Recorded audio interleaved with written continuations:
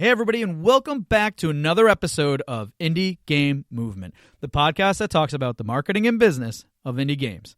I'm Andrew Pappas. I'm going to be your host today, and this is episode 140, where we're going to be talking about how indie devs can leverage the dev community. Now, when it comes to devs supporting the indie dev community, sometimes people can feel that doing so can be counterintuitive and also be viewed as a way to support your competition. Now, in today's episode, our guest gives their reasons why this couldn't be further from the truth by providing great examples on how devs have leveraged their community to not only gain valuable insight, but also create powerful opportunities that they wouldn't have been able to do alone. So that's what we're going to be talking about right here today on Indie Game Movement.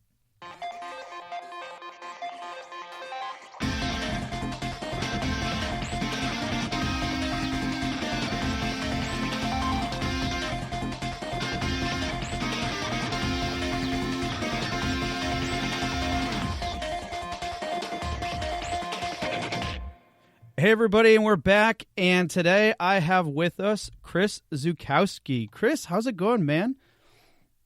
Hey, I'm doing great. Thanks for having me. Yeah, of course. So for those of you who might think that Chris sounds a little familiar, it's because he was actually on episode 118 where we talked about how to understand and influence consumer behavior. So it was a really great episode. You should totally check out Chris there too. But right now we're actually just talking about something completely different. But before we do that, I also wanted to make sure that for those of you who aren't familiar with Chris, well, Chris Zukowski is a game marketing consultant and strategist. He has helped companies as diverse as games as a service company to indie publishers to single-person teams to better understand their audience and communicate with them better. So, and every week he publishes a new article about how to market a game at his website, howtomarketyourgame.com. And that's pretty much Chris in a nutshell. But Chris, I would love for you to, provide a little bit more insight to either what you do with how to market a game, or I believe you have a games label too that you put out and publish some games as well, correct? Yeah, that's true. I'm like a crash test dummy. I wouldn't do anything. I wouldn't recommend anything that I wouldn't do to myself. It's like taking your own medicine. So I create games, small, tiny niche games for howtomarketyourgame.com. And that's just so that I can test run some of my theories and that sort of thing. But yeah, what I do is I like to explain and teach people. I think at my heart, I picked up from my mom as she was a teacher, and I'm a teacher too of marketing, but really I find that a lot of indie devs are just kind of lost. They don't know what to do, and that causes anxiety, and it causes them to hate this. And it's really, once you learn how marketing works and the basic theory and what's going on, it's not as bad as it sounds, and you don't have to be fearful or suspicious of it. And I think I want people to have just a nice, warm, fuzzy feeling when they do that. And that's really what my goal is to kind of boost the confidence of people who are making games for themselves and really make them have a positive outlook. So I think it's good once you understand. Knowledge is power. Yeah, definitely. And just to add and kind of underscore what Chris just said there, he really speaks the truth there. And a good way to find out is actually going to his site, howtomarketyourgame.com, and sign up for his newsletter. Personally, I receive it, and the stuff that he puts in there is really helpful. As we mentioned, he puts it out like once a week, very helpful content, and all of that's saved too. But still, it's totally worth signing up for his newsletter because he speaks the truth in everything he just said. So again, thank you. You're too kind. You're too kind. You're such a nice guy. Well, hey, it's I appreciate it, but I'm sure the rest of the community really appreciates it as well because it's important stuff to know, and like you said, people get overwhelmed, and it's not fun when that happens. So glad that there's someone else like you and others out there to help along with those efforts. So.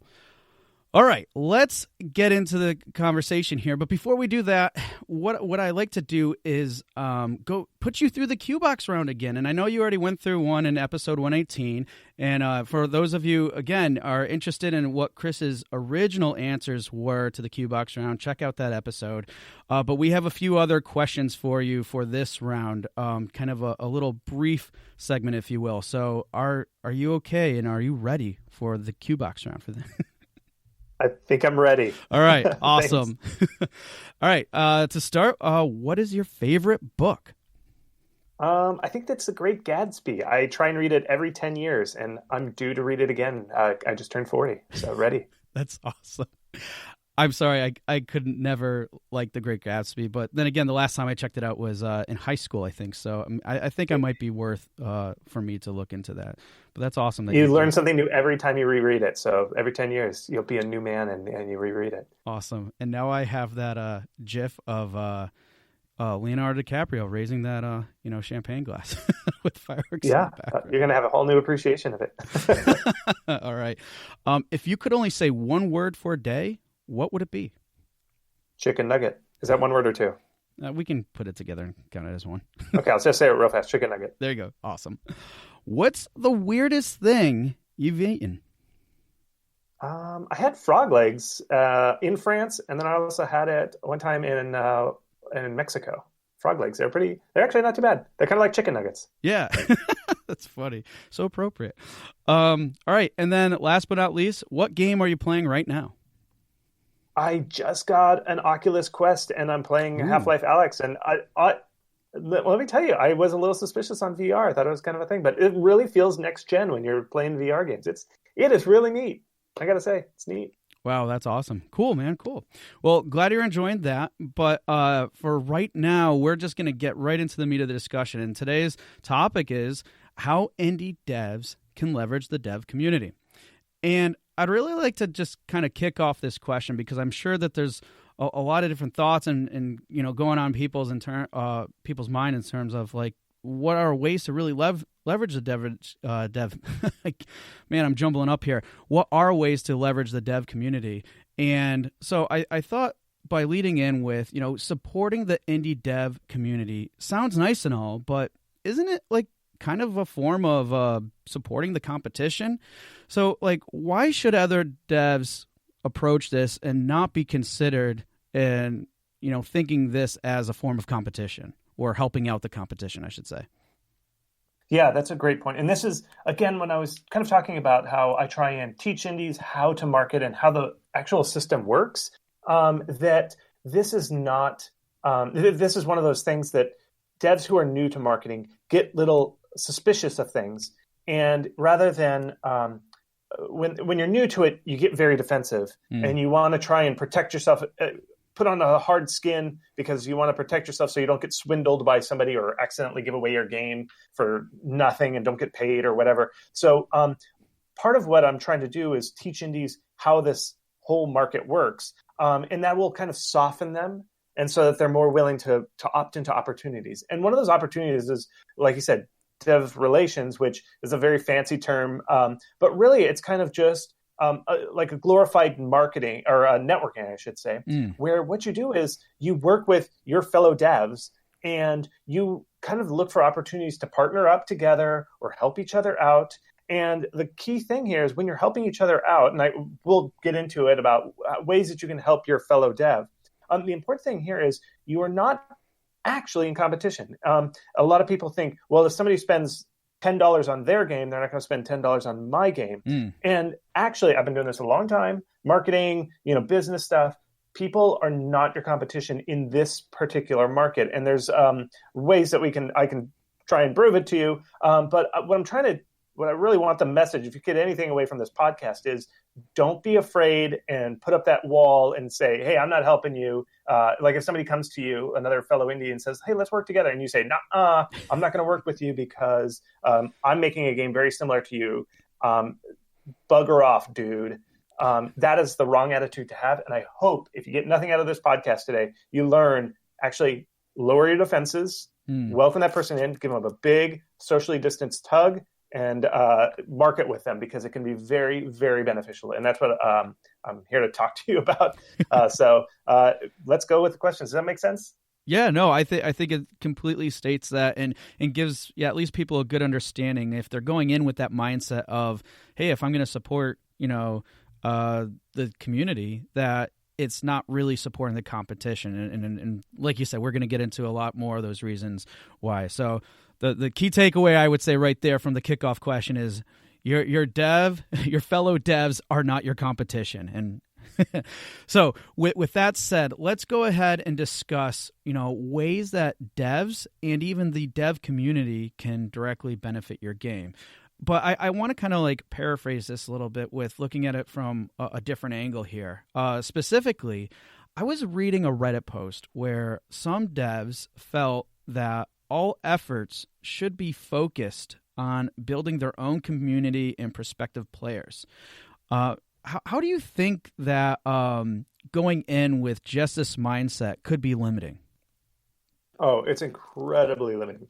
What the hard thing is finding people who like your type of game.